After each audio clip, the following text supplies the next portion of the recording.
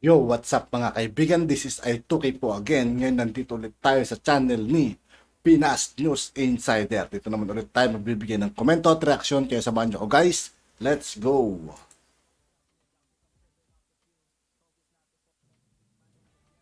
Viral ngayon sa social media. Matapos kumpirmadong balita na binuwag na ni President Bongbong Marcos Jr. ang Presidential Anti-Corruption Commission, ay tila bali-balita ang isusunod na rin ang Presidential Commission and Good Government o ang PCGG na itinayo ng dating Pangulong Cory Aquino. Para sa akin din guys, mas maganda yung buwagin din yun. Wala na idudulot na maganda yun. Ito ay exclusive na balita na gumalantang lalo na sa oposisyon nang wala pa man sa 5 oras ay tila may panibagong pasabog na mangyayari alinsunod sa mga di umano'y executive order na ipapatupad ni President Bongbong Marcos Jr. Ito ang mainit na balitang pinutakti ngayon ng samut-saring komento mula sa marami sa ating mga kababayan at marami nga sa kanila ngayon ang hindi napigilan ang kanilang sarili na maglabas ng kani-kanilang hinaing at komento sa mundo ng social media. Pero bago ang lahat, kung bago pa lamang kayo Sa lahat ng hindi pa nakasubscribe mga kaibigan kay Pinas News Insider, mag-subscribe na po tayo at huwag nyo rin pong kalimutan mag-subscribe dito sa aking channel. sa channel na ito ay huwag kalimutang i-click ang subscribe at notification bell para mas maging updated pa kayo lalo sa lahat pa ng bagong videos na i-upload namin. At yun na nga mga kababayan, mainit na pinag-uusapan ngayon sa mundo ng social media ang di umano'y balitang tunay na nagulat ang sambayan ng Pilipino sa naging executive order na ipinag-utos ni President Bongbong Marcos na buwagin ang Presidential Anti-Corruption Commission na binuo ng Duterte administration na siyang pinamumunuan ng dating senatorial aspirant na si Kiko Vileka. Sa isang order na nilabas sa press briefing, kinumpirma mismo ng Malacanang na buwag na ang PACC at maaring tila sundan pa ito ng ilang mga komisyon sa gobyerno na hindi napapakinabangan ng maraming tao. Bukod sa pagbabalik ng PCOO, Office of the Secretary, kinumpirma din ni President Bongbong Marcos Jr. na kanyang nilagdaan noong June 30, 2022, araw ng kanyang inaugurasyon, ang Executive Order No. 1 na siyang direktibang mag-uutos na buwagin ang nasabing komisyon. Ayon mismo sa pag-uutos ni President Bongbong Marcos Jr. Sa exclusive report na nilabas ng The Manila Times, Marcos abolished PACC, Cabinet Secretary Office. President Ferdinand Bongbong Marcos has abolished the Presidential Anti-Corruption Commission, PACC, and the Office of the Cabinet Secretary, citing the need for a just allocation of resources amid the current COVID-19 and fiscal crisis. The President signed on June 30 Executive Order, I put a copy of which was only released to the media on Thursday. The administration endeavors to achieve a comprehensive and meaningful recovery through a just allocation of resources and a simplified internal management and a government of the Office of the President in its immediate offices and common staff support system, Marcos said in his order.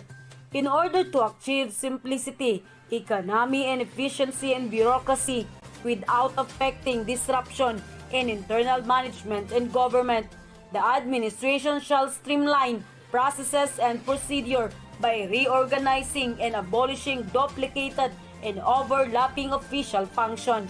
He added, end quote. Matapos ang kumpirmasyon mula mismo sa loob ng Malacanang na noong June 30 pa ay pinabuwag na ni President Bongbong Marcos Jr. ang PACC at ang Office of the Government Secretary at tila muling nabuhay ang usap-usapan na maaari nang isunod sa pagbuwag ang Presidential Commission and Good Government o ang PCGG na itinayo noon ni dating Pangulong Cory Aquino. Ayon mismo sa ilang mga reliable Dapat lahat ng mga binuo ng mga tinawan dyan, sipakin na, no? Dapat buwagin na lahat dyan para wala nang bakas ng mga tinawan dyan. source ay ginawa lamang raw para pag-initan di umano ang pamilya Marcos, lalo na ang di umano'y questionabling yaman raw nito o ang ill-gotten wealth. Ngunit ilang dekada raw ang nagdaan Tila pilit at walang napatunayan ng PCGG na nakaw raw ang yaman ng pamilya Marcos magmula ng nanungkulan ang dating Pangulo. Kaya't ayon mismo sa ilang taga-suporta ni President Bongbong Marcos Jr., isunod na nga raw niya ang buwagin ng PCGG dahil wala naman raw itong tila na itulong at puro aligasyon lamang raw patungkol sa kanilang pamilya. Tama. Kahit ilang dekada raw ang nagdaan ay Biruin nyo guys ha. Ilang dekada. Umupo si Cory. Umupo din si Pinoy. Hindi wala man lang silang nailapag na ebidensya na magnanakaw ang mga Marcos. Di ba? Wala tong mga to eh. Mga kwentong barbero lang tong mga to eh. Para bumita sila. tila walang naipanalong kaso ang mga nag-akusa sa pamilyang Marcos laban sa tila di umano'y tinatagong yaman raw ng kanilang pamilya. Dahil ayon mismo sa ilang mga Marcos loyalist, ni Pisong Kusing raw ay walang ninakaw ang dating unang pamilya. Ano na ang iyong magiging reaksyon at komento matapos ang balibalita ang pagbuwag ng PACC ay siyang magiging hudyat na buwagin na raw ni President Bongbong Marcos ang PCGG na itinayo ng dating Pangulong si Cory Aquino. At yun na nga mga kababayan, ano na ang masasabi? Para sa akin guys, tama lang din talaga na buwagin yung mga yun. Kasi wala naman na ibutulot yung mga yun, kundi puro paninira lang din sa Marcos eh. Diba? Halos ilang dekada ng may pagmamatilawan noon. Di wala naman sila na ilabas na ebidensya or patunay o nanalo sa mga case na ganyan. Sa mga paratang ng mga Marcos. Puro sila paratang paninira. Wala naman nilalabas na ebidensya. Diba? Bumukha lang silang ewan. Wala yung mga kanin. Anti-Marcos na yun. Pwede nga lang, lahat ng mga anti-Marcos sipakin na sa Malacanang. Diba? Sabi mo, kung mayroon kayong hinaingat komento, Oh guys, kung meron man kayong mga komento guys, mag-comment lang kayo sa baba at binabasa ko rin naman yung mga yun. tungkol sa At huwag nyo rin kalimutan mag-subscribe dito sa akin channel guys at sa channel ng Pinas News Insider.